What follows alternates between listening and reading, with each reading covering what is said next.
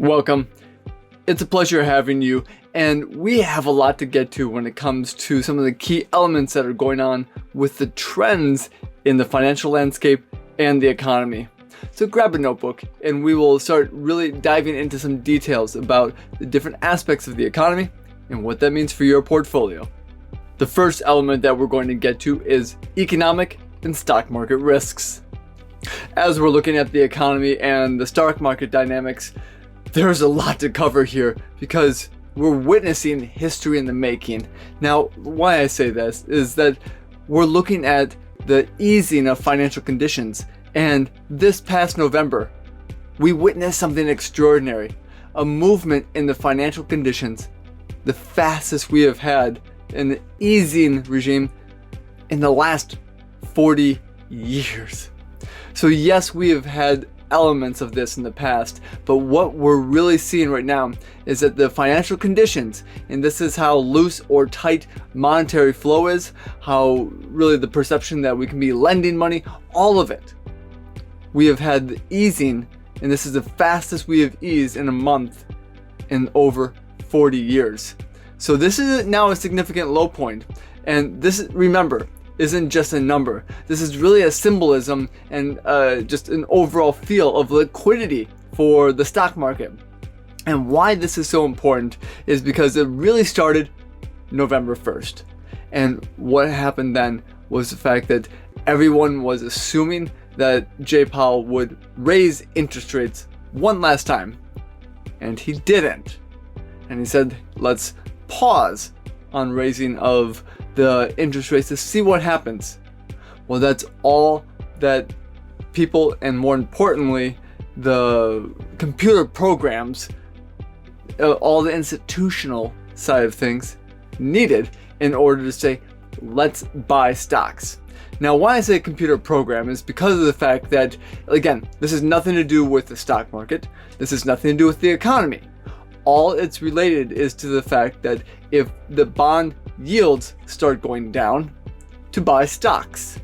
That is really the change off here.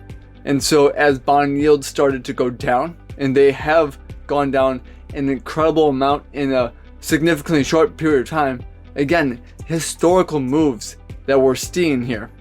And what happens then is that the computer programs start seeing that and they say, and if bond yields go down, then buy stocks. That's all it is, an if-then statement. And so then, well, that perpetuates. So then we start to see the fact that we not only are buying stocks, but then we're buying sectors and types of stocks that really are not good right now. Take real estate, for an example. Real estate in itself, and especially commercial real estate, is down in the dumps. And realistically speaking, there are no transactions that are happening, especially in the regional bank sector, regarding commercial real estate. And it's not that they are unwilling to, it's just the fact that there are no buyers. And they don't want to take the write-off right this second. So what they're actually doing is saying, we're not even going to take a look at that building. So there's no movement here. So why is it that real estate is one of the best performing sectors of the last month? Again, the computer program. It just comes back to saying if bond yields go down, then these stocks will go up. Yes, technology is a piece of that. When we take a look at a lot of other elements, it really is just coming to that, what we call the flow. So that's what's happening right now when we have the easing of the financial conditions, and then that leads to what we call short covering. You see, there's a lot of different companies and investors that bet on stocks to go down in price. So they will make money if that happens. But then if the stock starts going up, they need to, well, what's called cover and buy back the shares. And that is a perpetual cycle of growth that starts happening in the stock market. Again, it's not anything related to the economy. It's not anything related to the stock market in general. It's just related to those computer programs.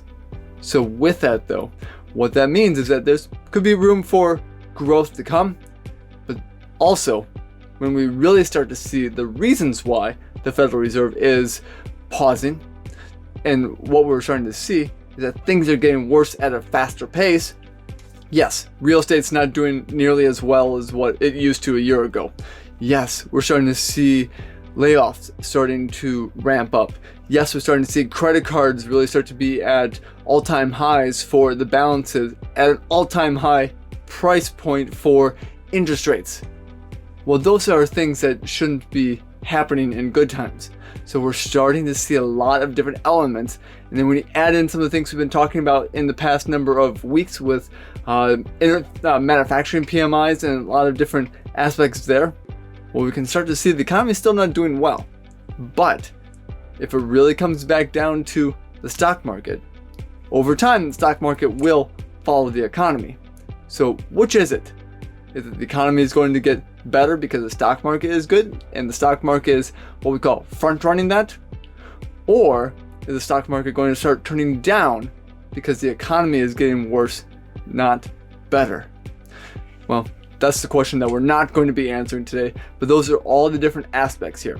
But what we have to remember is that yes, we have an easing of financial conditions, but that doesn't mean the Federal Reserve is going to finish with tightening of not only the interest rates, but also what they're doing with rolling off all the bonds off of their balance sheet. So all of that is not exactly conducive for growth, which is obviously why we want to stay pretty resilient with making sure that we're invested into good and really safe opportunities. And that's where the money markets come into play, that's where short-term bonds come into play, and many other elements. But yes, we can definitely be there for growth when it comes. That leads us to element number 2, portfolio changes. So now that we've talked a lot about the economy, all these different elements here, I want to actually go through the portfolio. And right now, just like what the Federal Reserve is doing, we're holding steady on what we have. Now, yes, we have been adding in gold recently, and we've started to add in and tiptoe into silver. You see, with the environment that we're in with respect to the economy and where we're at with respect to the easing of bond yields, silver, gold miners, all of these play an incredible role and really have the potential for going up. So yes, we have been putting a little more money to work into those. Now, there's a lot of elements that we're still doing as well. We still have some technology there. We still have healthcare stocks, and there's also some what we call short-term hedges with bonds as well. So yes, we have those short bonds, and we're tiptoeing back into other elements of bonds. But with the change that has happened recently with bonds over the last month, it actually is really hard to say, let's just go all in on bonds and really go back into them the way that we have been. And the reason being is because bonds have volatility just the way stocks do. And the bond volatility is actually starting to increase. And that makes it for a lot more fluctuations to come. So in order to make sure that we're not going to get hurt, we really want to be limiting some of those aspects. Well, that's also why we have what we call structured income notes in your portfolio. And what those are doing really provides a vital role for some income streams. So they provide some good dividends and interest that are just paying off on a monthly and quarterly basis, depending on the note that we go into. And they have some downside protection according to each individual one and how much they have. So that's where those are a little different than bonds, but they are a bond alternative just to stay responsive for the time that we're in. So those are really what we have been doing. And again, there are no changes we're making for this week, but we're sticking to what we have with some of those good areas for growth, good areas for protection, and then a little way for income. Element 3, wealth management and advanced planning. It always feels hard to make a shift to thinking about some of the advanced planning aspects after we've been talking about the investments and some of the other elements of the economy, but we are coming up on year end. And that means there's still a lot to do with respect to your overall financial plan. So year end is a time that now we can be looking at some of the housekeeping type of elements to make sure that you're going to not only finish up the year well, we can head into the new year in a, hopefully, position of strength. Well, that's what we want to be talking about today. So, first off, required minimum distributions. Yes, there is most likely, if you're over the age of 73, the ability for you to take your required minimum distributions this year. Now, this has been a change with the Secure Act 2.0, and what is going on now is that they have pushed back and postponed when you take your initial required minimum distributions, but that doesn't mean that the ones up to now stopped. So if you have been taking them, you still need to continue them. So that's an important note, to make sure that your required minimum distributions are taken not only from your IRA accounts, but also from your retirement accounts, your 401ks, 403bs, and others. So that's one element there, but let's not forget the other type of required minimum distributions, your inherited IRA accounts. Now, this is also something that has been really a moving target over the last couple of years and has changed again with the Secure Act 2.0. Now, what this is again, if you inherited an IRA, especially from, say, a family member other than a spouse, you most likely are going to need to take a required minimum distribution. So that is something that those laws have changed dramatically. And if this applies to you, make sure that you know when and how you're supposed to be taking those inherited IRA required minimum distributions. Now, the last element that we want to be talking about here is something actually pretty important. Yes, we've had a good year with gains in the stock market. Now's the time to actually start harvesting some of those gains. And if you have some losses over the years, now's actually a very good opportunity to harvest those gains and offset them. But also, if you have some losses in your what we call non-qualified accounts, your non-retirement accounts, we can harvest those losses, meaning selling some of the stock, and we can actually put yourself into a little bit better tax situation, because now we can use some optimization. We can actually take a portion of that and offset some of your income, and we can also offset some of the capital gains we've taken. And that all needs to be done before year end. So if you do have those gains, now's a great time to take a look at that. So this really isn't just about ticking off the year end tasks. It's all about the strategy. And that's why we take a look at those elements, so you know what to expect, not only for this year, but in the years ahead. And our last element is the second opinion service.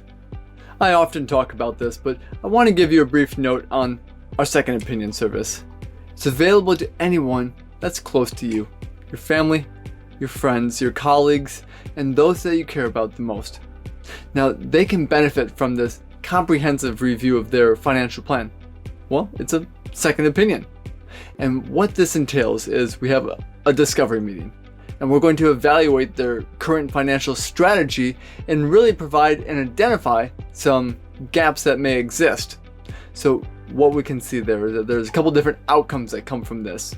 One is that they may actually be in a great position, and we're going to let them know that. The second one may be that we uncover some different items that they can really take care of on their own, and we're going to let them know that as well. The third element is that maybe there are some different real aspects to their plan that need to be solved, and solved immediately, and gaps that are filled immediately. And that's where we can step in to really provide some great assistance to make sure those gaps are filled appropriately. But here's the thing. This is a really valuable process that we offer, because that second opinion is going to help them with peace of mind. So that peace of mind and clarity that this provides is really something that you can offer them with just the introduction on the second opinion. So with it, if you know anyone that is wanting just to have that second opinion and to understand where they're at, feel free to reach out. We'd be happy to meet with them and give them a second opinion consultation at no cost. So keep that in mind. But I wanted to just thank you for the time today. And this is something that we're in a journey together with the overall wealth management. There's a lot of elements that come into play. So we're always watching. And if you have questions, feel free to reach out to us. Take care.